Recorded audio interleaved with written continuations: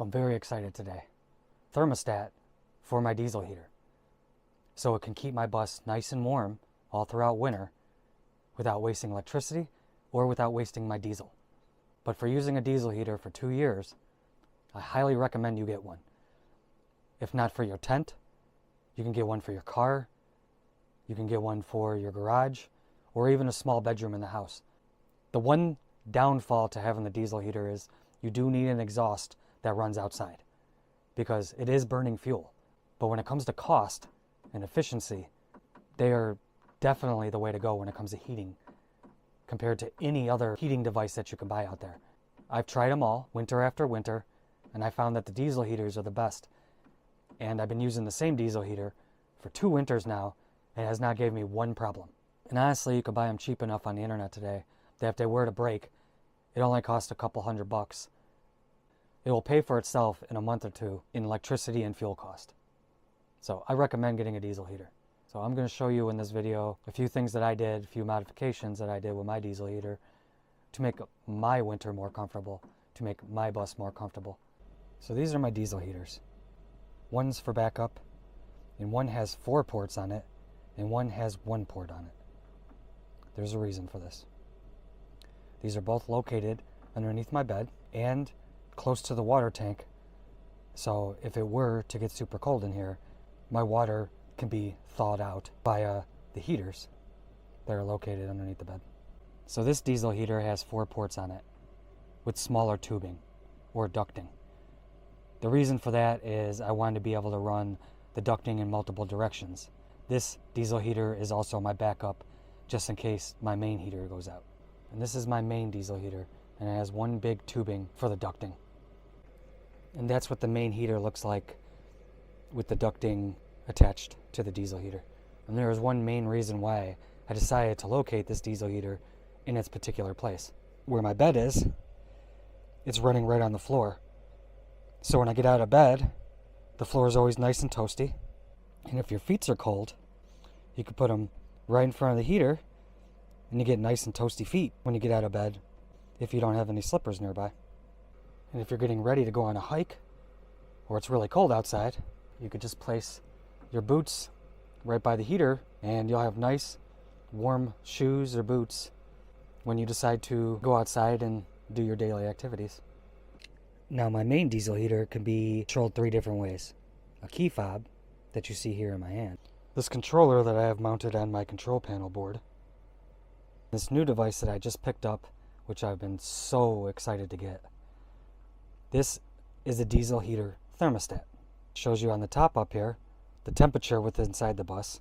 This is the temperature that it will shut off at. The swing pretty much is, so you take the 78 and subtract it by 10. So the diesel heater will shut off at 68 degrees. You can also set schedules to have it turn on and off on particular parts of the day when you're not in your bus. This is the option that people that have diesel heaters and conversions have not had. So the company called Burek came out with this thermostat that's technically an IR blaster. So you program your remote to the controller, and after that's done, basically this works as a controller with the built-in thermostat and scheduling. This thing has many modes, and now my bus is fully automated.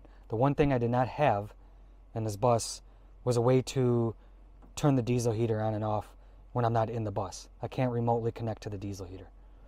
It's just not a smart device. But with this thermostat, it will keep my bus nice and toasty when I'm not around, where I don't have to worry about the diesel heater being all day consuming battery life and fuel. So let me break it down on how one of these diesel heaters actually work. So first, this pipe right here, that would be the exhaust that you exhaust outside. This right here is your intake. So basically the combustion chamber that's burning the fuel is running on the exterior. This top part up here is technically a fan. This is the intake that draws the air in and pushes the hot air out. That's your ducting that goes into your house or just runs off the front of the diesel heater. None of the diesel fuel that's being burned will end up in your house as long as this is ducted outside. This right here that you see with the little green tube, that is your diesel fuel, and that is a fuel pump.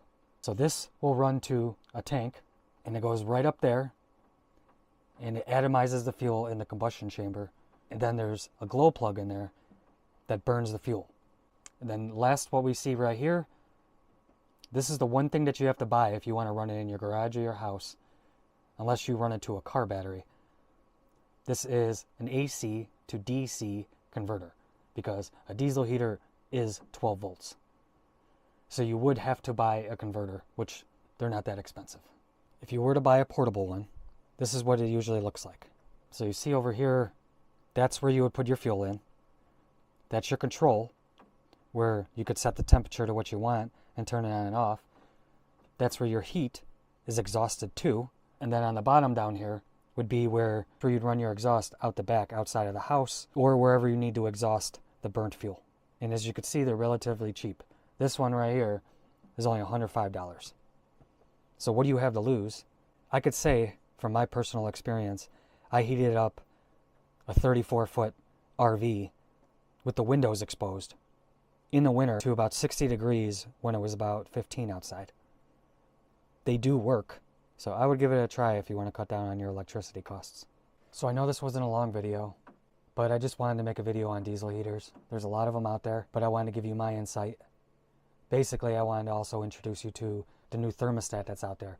So if you've been dreading the diesel heater because you have to turn it on and off by your hand, look no further.